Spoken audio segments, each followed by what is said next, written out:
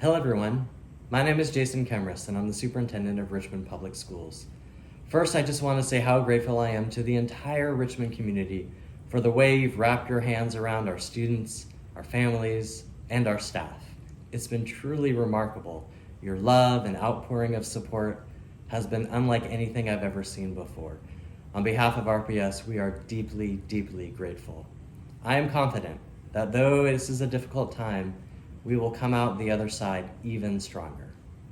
One of the best things you can do while school is closed is read. And so towards that end, I'm going to start a read aloud of one of our favorite books, The Wishtree. I'm going to start with the first 2 chapters, and then we're going to have other leaders from across Richmond read the rest of the chapters, including Mayor Stoney, President Newbill, Chair and Vice Chair of our school board and other school board members, and lots of other folks. So let's begin. The Wishtree by Catherine Applegate and illustrated by Charles Santoso. There's a little poem at the start. It says, "Be different to trees. The talking oak to the ancients spoke, but any tree will talk to me. What truths I know, I garnered so. But those who want to talk and tell, and those who will not listeners be, will never hear a syllable from out the lips of any tree." Mary Carolyn Davies, 1924. Chapter 1. It's hard to talk to trees. We're not big on chit-chat. That's not to say we can't do amazing things you'll probably never do. Cradle downy owlets, steady flimsy tree forts, photosynthesize. But talk to people, not so much. And just try to get a tree to tell a good joke. Trees do talk to some folks, the ones we know we can trust. We talk to daredevil squirrels. We talk to hard-working worms. We talk to flashy butterflies and bashful moths. Birds, they're delightful. Frogs, grumpy but good-hearted. Snakes, terrible gossips.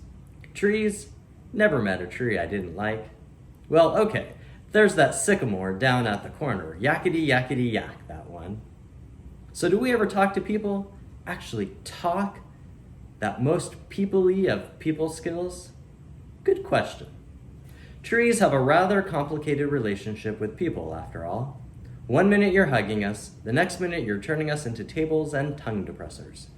Perhaps you're wondering why the fact that trees talk wasn't covered in science class during those Mother Nature is our friend lessons. Don't blame your teachers. They probably don't know that trees can talk. Most people don't. Nonetheless, if you find yourself standing near a particularly friendly-looking tree on a particularly lucky-feeling day, it can't hurt to listen up. Trees can't tell jokes, but we can certainly tell stories. And if all you hear is the whisper of leaves, don't worry, most trees are introverts at heart. Chapter 2. Name's Red, by the way. Maybe we've met. Oak tree near the elementary school. Big, but not too. Sweet shade in the summer, fine color in the fall. I am proud to say that I'm a northern red oak, also known as Quercus rubra. Red oaks are one of the most common trees in North America. In my neighborhood alone, hundreds upon hundreds of us are weaving roots into the soil like knitters on a mission.